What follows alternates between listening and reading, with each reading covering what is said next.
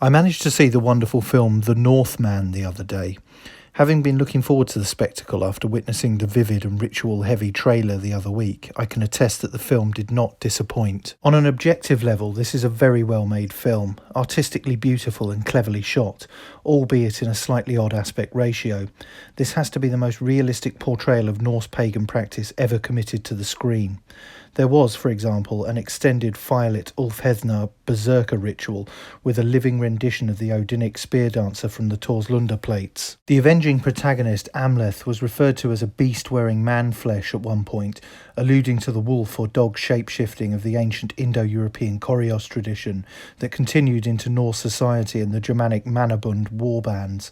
There was Valkyrie iconography, the presence of Hugin and Munin, or thought and memory, Odin's ravens, who act as spies for the one-eyed god. The importance of oaths, especially blood oaths and blood feuds, punctuated this morality tale, for a morality that no longer exists in our Abrahamic-influenced world. There was a vision of the terrifying undead Draugr, as well as the always excellent Willem Dafoe chewing up the scenery as a mischievous Loki-like trickster with a deep religious purpose. Defoe's embalmed skull appears later in echoes of the beheaded Aesir god Mimir, who advised Odin. The disembodied head also called to mind that of Yorick from Shakespeare's tragedy Hamlet, upon which this blood and mud-drenched epic is loosely based. Also echoing the bard's play, there is a frisson of Oedipus complex exhibited in Amleth's reunion with his faithless mother in the desolate wastes of Iceland. The violent ancient pre-Christian sport of hurling from Ireland is represented. This is interesting as it alludes to the genetic makeup of Icelanders who trace their ancestry to Norse males and British and Irish females taken as slaves even to this day. The overall plot and payoff, which I won't spoil here, is a callback to the brutal playfulness of the poetic Edda. This rich assault on the senses also includes the sexual abandon of Slavic and Norse folklore and mythology, with all its animistic and shamanistic religious practices, which are possibly of Sami origin.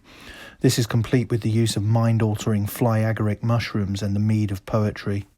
There was also throat singing, which would impress the Sardaukar of the Dune film and may have been present in Norse ritual, especially if one believes the attestations of Abraham ben Jacob, a Muslim chronicler of Sephardi Jewish descent from Al-Andalus or Muslim Spain. Ben Jacob travelled to Hedeby, which is now part of the historically contested territory of Schleswig-Holstein on the now German-Danish border in the year 961. His original account is lost, but a few translations, which may or may not be accurate, paint a fascinating, if slightly comic picture. One read, "Never did I hear singing fouler than that of these people. It is a rumbling emanating from their throats, similar to that of a dog, but even more bestial." The realism of the grimly dark mead halls and fiery boat burials and human and horse sacrifice is a bloody feast for the eyes. There was also higher prophecy in the form of visions of Yggdrasil and hanging sacrifice on the world tree. In short, it was a pulsating tour de force, a visual and audible nightmare of a brutish and short lifetime of duty, revenge, violence, and longed-for ascent to Valhalla. If you want to witness what Norse society and religion was probably like, then this film is a must. That's it for this video. Don't forget to like, share, and most importantly subscribe. And thank you for watching.